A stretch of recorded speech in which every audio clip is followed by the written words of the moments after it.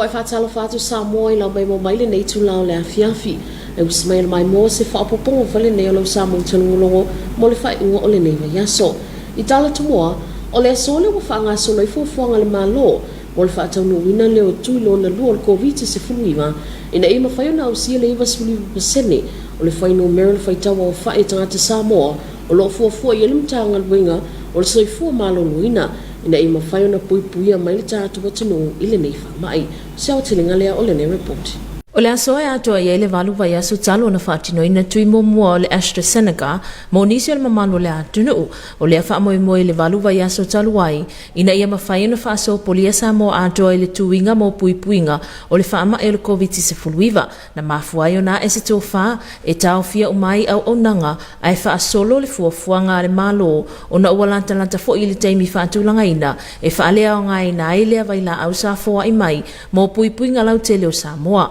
Peita ila ile so lea o toe whaatino ina ile a wha moe e pe o na saunoa manino ia ile a fionga le te fono o le komiti mo wha alawalawe tutupu wha fosei le a fionga ia anga fili tō mai mano shem leo. Ia o leo ua a matal tātou ngā ruenga ia e pe o na whaatala o toai a whaatala ula toai le fionga le te o le malo te mai tai pālamia mo le kāpeneta ia e a tofa ile nei aso ina ia whaatino ai ia le tātou tuinga lona lua tele le nei o lo o faasolo atu le tunu atoa ona o le nau ta inga lava o le fionga I taitai ma le malo ina ia faaso polia ma opo uma si o tatu tunu I le tuina o le COVID-19 mo le puipuinga o le tunu lau tele ma I le afianga onga o whianga nei ma le lolangi ona o le whaamaioti le COVID-19. Mo le sila fia silia ma le selau vaenga po o kulupu o lo ngā lulue upolu nei a wale whaatino ina o le ngā luenga. Selau se fulu o tātou au o tātou teams o le ua tu inatu nei tua ma ua whaatino le lātou ngā luenga I tafa uma o le motu o tu mua nei upolu nei e le ngata I nei le taulanga le tala whaatau o pia e le whaasolo mai le fioanga lo li se yo mai nei vaitere nei ia ai whaapena foi ia le whaasolo polia o le so tau au atu le tātou ngā luenga ia I le whaasolo atu I le siomo o le atu safata o le atu whalealili ia e whaapea foi le atu anoa maa ma whaasolo atu ai le atu matamantangi ia le pata ia ma whaasolo atu le atu whangaloa. Molo motu tele I sala whai lo whaanga solo I nai fo I nei fuafuanga uma ma e to whase fulu vaenga o lo ngā lulue I le motu tele. E whase fulu a tātou au, tātou teams o le ua whaatino nei tātou ngā luenga I le motu o Sawai, I Puleono I sala whai ma ua whaatino ma ngai mai tātou ngā luenga e le ngata I le tuatane e whapea fo I le tu salenga ma whaasolo mai I taulanga I sale lolonga ma tau mwhai e whaasopolia ia le tātou motu tele I sala whai mai whaafonga mai lasi o tātou tunu o lo ua whaanga solo tātou tuinga I le ngata I tuinga o atu I maota malawa o lo ua tau silisila I li mata mai tai fo mai ia ma ta vale o lo o tau mwhai e tueli ngā ruenga ina ia so atu lava I tutono a inga taitasi. Sau no la fionga ia anga fili o lo o iai lava no fuanga tu mau mo le whaatinoina o tui pui mo le sila fia le mamalo le atunu o lo whapeo na whaatinoina lea wha moe I te tono whale mai whaai tu malo uma whapea le whale mai tele ma to otua whapea no fuanga ia pia I au tafa o le whantupe tu te tono Samoa po le Central Bank mai le mai ai o le aso ana nafi whaato a au sia le iwas 5% o le whaitawa o whai o le atunu e na o le taitasi tui pui o mai au na whaatinoina. O le tae o nei, mai le aso ana nafi, ia e po le aso ana nafi, ua se lau sifuru lima afe, iwa se lau lima sifuru tasi. Le au whai a tole tunu, e peon sila mai Samoa I lunga wata nei, ua se lau sifuru lima, iwa se lau lima tasi. O le iwa sifuru lima tesi tasi pasene, ia o le atoanga le na ua iai le tātou tuinga. Ai pe ona tau mwhai atu, le fionga le li fomai, whaatum siri au au, o soifua maloloina ia le ausa e tātou te fia ausia I whaafonga mai Samoa e le iwa sifuru iwa pasene o le atunu atoa e whaatino lo lātou tuinga. Mo le silafia ina o le fitu se fulutolu tesi ma le fitu pasene o le faitaua o fai o Samoa ua mai atui umailua e tusa lea ma le valu se fuluiva a fe valu se lau se fuluvalu le faitaua o fai o tangata nuu o lo iaile nganga mawalunga le matanga luengo le soifua maloloina whapele komiti mo whaalawlawe tutupu whafosei ma le whainga malolo o iai nei o le a ausia le iwa se fuluiva pasene o le whainu mera o lo nau iai pe a mai ale nei yaso pai mutalo ale mo Samoa taulongolongo.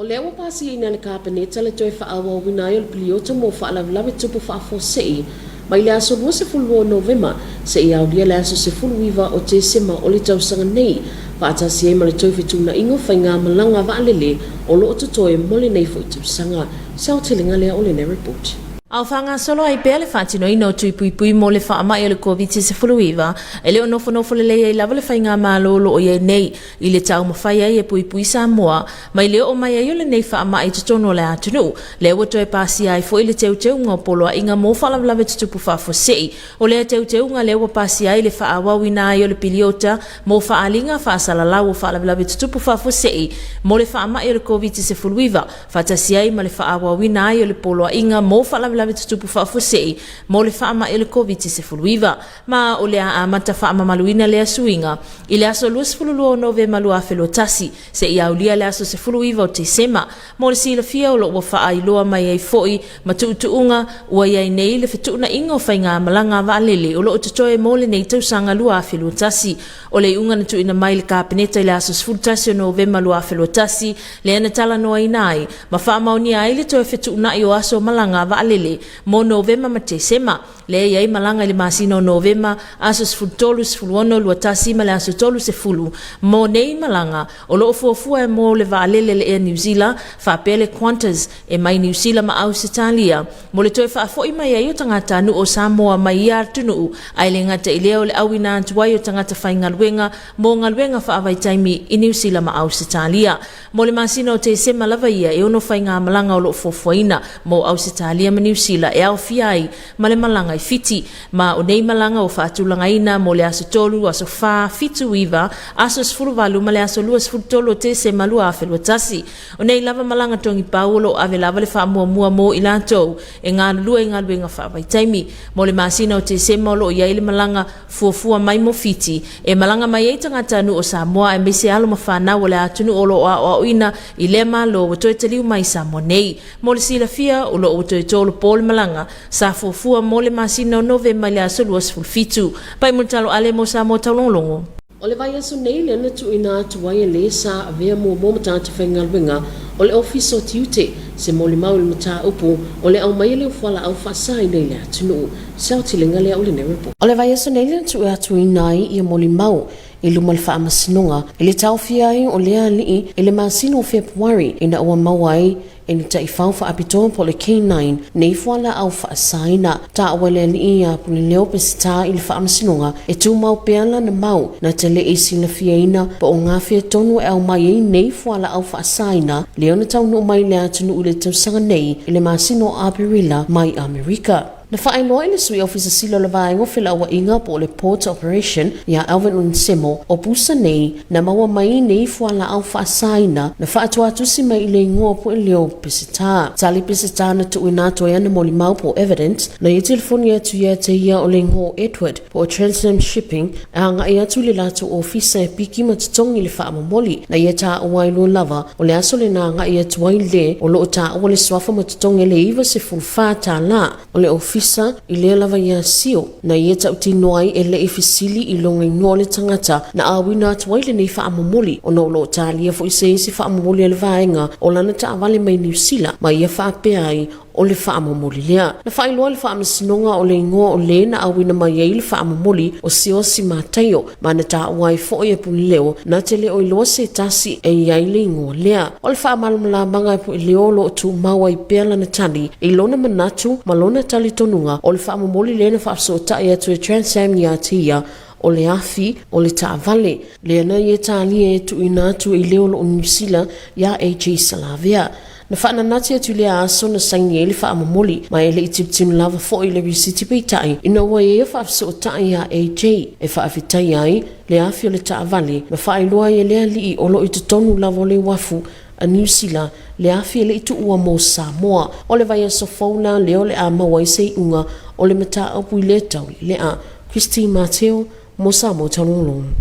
E lua se la wafetala Amerika le sosoani tupe fa le tausanga ua whamatu ina atu le ampasa le malo sainei Samoa nei o le ofisa o pokalami whaitulangi le Pasifika po le SPREP. Sao te lenga lea o le report. O lo whaawau pele langulango le malo saina mo se sisi o mga mautu o le Pasifika e ala le tu ina atu lea wana sosoani tau tupe i tausanga te itasi i le pokalami whaitulangi le Pasifika. O le ofisa au tu i le itulangi le Pasifika mo le pule ina lea ma le pui puia leo le sisi o mga o le ampasa le malo sainei Samoa nei le awhiunga ia Chao Shaolin le tau au ina atu le nei sosoani tau tupe lua se la wafetala Amerika i tausanga te itasi i le whaatun sili o le SPREP le susunga ia ko sila tu. O le nei sosoani wha le tausanga na amatalia mai i le tausanga e a whewe se lau i wasifulu valo. O le olua i sau whanga tau tupe se lau le masifulu afe na si itia lea i le lua se lau wafetala Amerika i le tausanga lua afe se fulu fitu o na toi tauting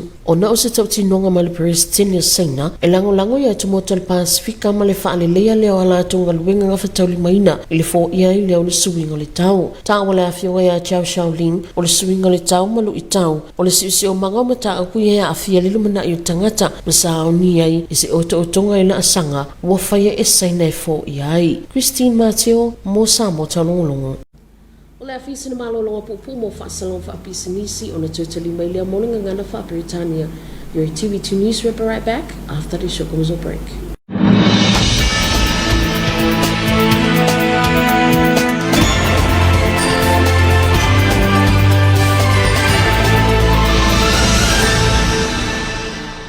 O lea ua vevela le whaafinanga i le vau tupulanga talavou po le iuki fei tole nei tausanga lua whenua tasi i au talavou i polu a i le tu mamaina po i au talavou mai le motu tele i salapai e saile ai po hai o le asola ma le siampini o le nei tausanga ua mawhai on awina atu ona o le lalanga Missionary Company le SAP simply the best aliki company ma le vai liva brewery si vai tele ma le tele company o lo lango mai.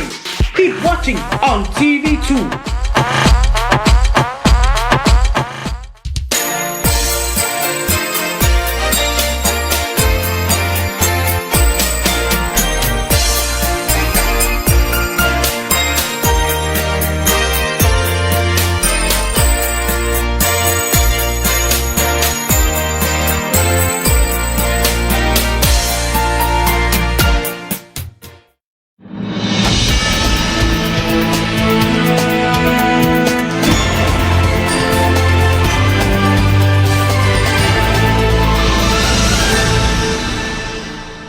Greetings and talofa, welcome back for English Bulletin for the end of this week. Leading our bulletin, the government today carrying out a mass vaccination throughout the whole of Samoa for the second dose for the Ministry of Health to reach the target number of 99% of eligible population in order to have their hearing community. Here's more on this report. Today completes 8 weeks since the mass vaccination and lockdown was carried out in Samoa to ensure that every citizen is vaccinated with the AstraZeneca vaccine. Today another mass vaccination is carried out where health officers are visiting villages and family homes to make sure that everyone completes their second dose. According to the chairman of the National Emergency Operations Center, Angafilito Maimano Leo, this initiative was passed by Cabinet to carry out another mass vaccination for the whole of Samoa to ensure that Samoa is all covered so that we can be able to have a herd community. This is also part of our preparations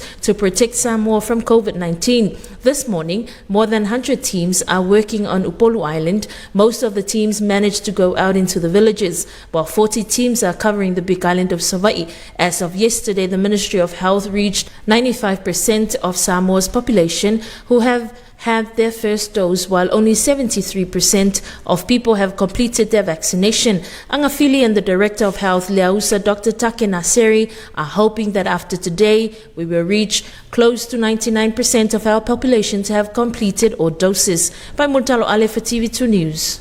The Cabinet has approved the extension of the state of emergency from the 22nd of November until the 19th of December this year, together with the final schedule for flight left this year. Here's more on this report. While Samoa is rolling out its vaccination to protect Samoa from COVID-19, the government is still not sitting still in its efforts to prevent the spread of the disease in Samoa. Yesterday, the cabinet has passed another amendment to extend the proclamation for COVID-19 and the extension for the state of emergency. These changes will take effect from the 22nd of November 2021 until the 19th of December. With these changes made, the cabinet has also passed the rescheduling of flights between New Zealand and Australia into Samoa, and these are the remaining flights for this year. For the month of November, there are 5 flights scheduled, which are the 13th, 16th, 21st and the 30th of November. These flights are for the Air New Zealand and the Qantas,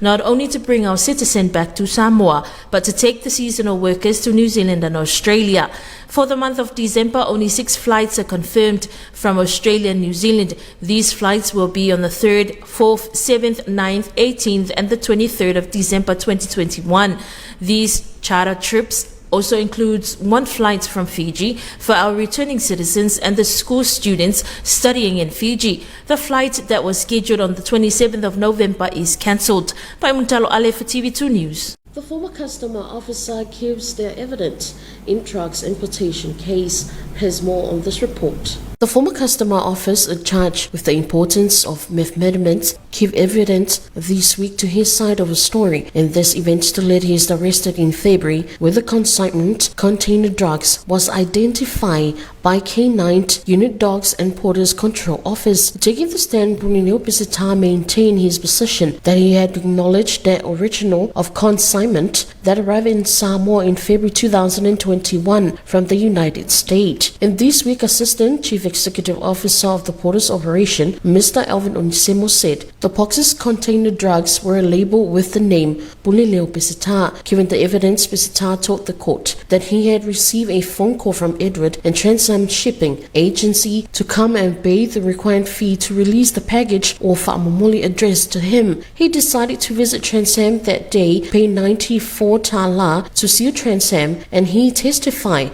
he did not take any notice of the sended name because he was expecting the car engineer from New Zealand and thought he wasn't. The court hearing that export name of Siosi Matayo, however, the defendants testified that he doesn't not know who the person is. The receipts from Transam payment was made out to Leo Pisita and not Leo Pisita. The defendants confirmed that it was his phone number and his village from Vailele written on the receipt. Liaina Saina, the customer department, told the court that the Pisita told him he wasn't expecting the package and made that mention of the car's engineer. Christine Mateo for TV2 News.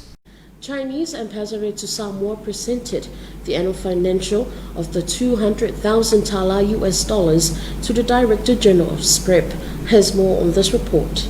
The People's Republic of China has continued its support for a resilient Pacific environment with the presentation of its earlier financial assistance to the Secretary of the Pacific Regional Environment Program, or SPREP. The lead of agency in the Pacific region for managing and protecting the environment, Chinese Ambassador His Excellency Zhao Xiaoling, presents the annual financial assistance of the 200,000 tala US dollars to the Director General of the SPREP, Mr. Kosilatu. During the ceremony at the SPREP headquarters in Komiti Samoa, and is continuous of the annual contribution from China to the Secretary since 1998. An initial financial contribution of 150,000 tala and increased that 200,000 tala US dollars in 2017 as the result of the commitment on the Chinese president to support the Pacific Islands and improve their capacity to address the climate change. His Excellency Zhao Xiaoling said the climate change and environmental challenge and issues the corner of the future of making and provide their outlines of steps taken by China to address them. Christine Mateo for TV2 News. And that is the end of your TV2 News for this evening. Thank you so much for joining us. Until then, good night. Ole fa ngole nalo sa mo tang lo mo nei va ngole afiafi fa tai tele mai mo mai ai mo le temne to fa soifo.